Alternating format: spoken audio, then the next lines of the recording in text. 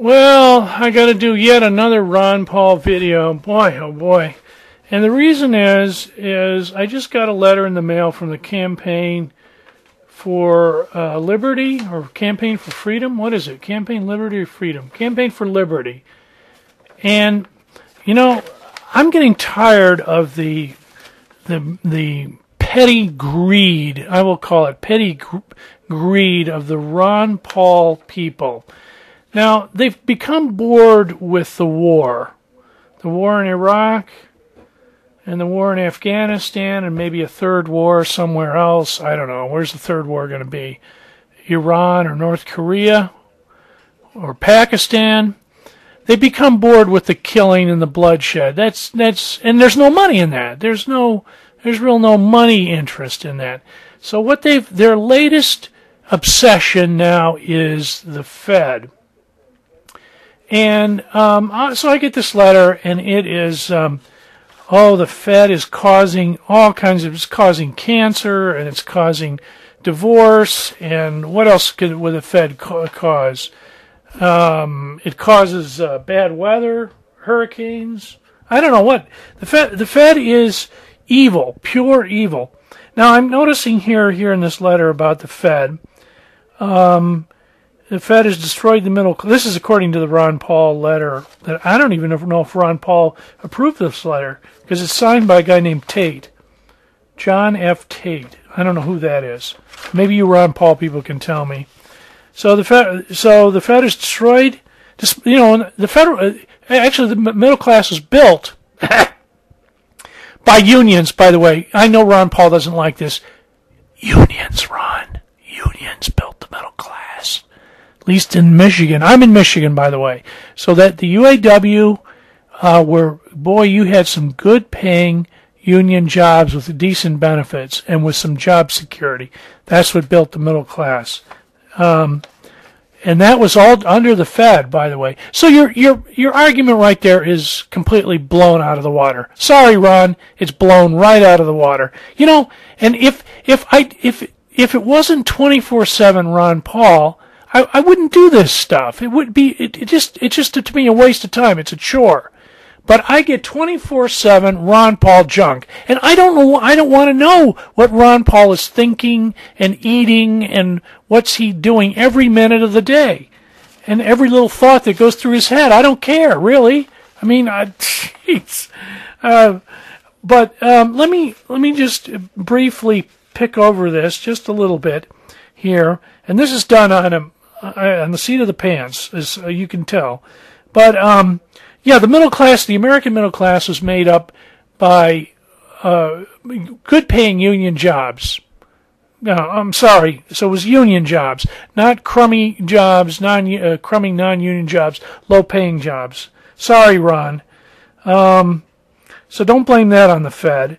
And let's see. Oh, and there is not one single mention in this whole 4-page letter here of the abuses of Wall Street, of the overpaid executives, of the huge amounts of money they make, whether they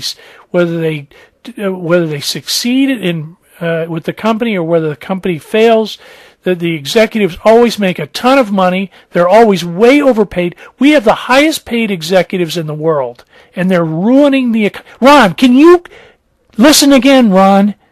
We have the highest paid executives in the world, and they can drive their corporation, like AIG, they can drive AIG right into the ground, and they can still make millions and millions of dollars and retire in luxury.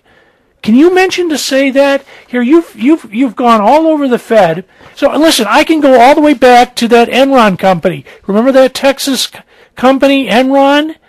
Where those Ken Lay? How much many million did Ken Lay make out with before he died, and his wife got the rest inherited the money? Was it 200 million? 150 million? And this is why all the Enron employees lost everything, Ron, everything. their 401ks were gone. The shareholders lost everything. And you know, Ron, the corporate model, you might want to criticize the corporate model. The corporate model, which is the CEOs manage the company on behalf of the shareholders, I think that's totally broken down. It doesn't work anymore. The CEOs are out for who, Ron? They're not out for the shareholders or the good of the company or even the workers who actually make the company go. No, they're out for themselves. See those $100 bills floating around here? They want as many $100 bills as they can grab onto. And that means screwing. Who do they screw, Ron? The CEOs screw the shareholders, they screw the customers, and they screw their employees. Okay? That's what's happening in America, Ron. So, I think your obsession with the Fed is a little bit misplaced. I would go after corporate governance and corporations and how crummy they're. So I've got Enron I've just mentioned, Countrywide, where they cook their books, their accountants, their outside accountants are in on it too. They cook the books and make it look like they've got more profits than they do. They all do all this fancy accounting. There's default swap business junk. They take up crummy loans. They sell them here and there. They make it into baloney. And you couldn't care less about this stuff, Ron? You're obsessed with the Fed. Wow. Hold on, I'm stopping here. Oh, okay, so let's mention all the American corporations that have screwed up royally. Okay, Lehman Brothers is out of business. They went belly up. Merrill Lynch, they were bought out, right? And then they gave their executives all kinds of bonuses, right? Okay, and that was right before. They did that at the midnight hour, right before they were bought out. Of course, they were losing money right and left, but the executives have got to get their bonuses, right, Ron? That's the way American business. That's capitalism. Boy, I don't believe this. Okay, so what? AIG? Okay, and then you've got the rating agencies, Moody's and Standard & Poor's. They're cooking the books too. Okay, and then you've got CNBC. You've got the business media, CNBC saying buy. This company's going up. This company's going up. What's his name? The guy who I've forgotten the name of the guy who kept pushing the stocks and saying that they were going to go up. Mad Money, I guess it's called. Yeah, it's all a bunch of bullshit, Ron. Your Wall Street, it's all a charade. Wall Street is a Ponzi scheme. Christ, the Social Security Department is run better than Wall Street. Hey, what do you think about that, Ron? Okay, I'm getting tired. Listen, maybe I got to chill out here.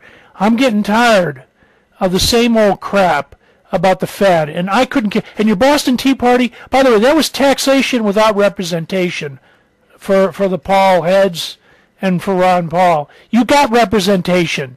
You lost the presidency, Ron. Your message didn't go over.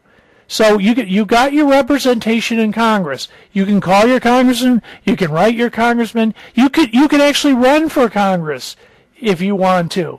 If you can get 1,000 signatures and get on the ballot, takes 1,000. At least in Michigan, it takes 1,500 signatures to get on the ballot. Run for Congress, man. You got 2 years.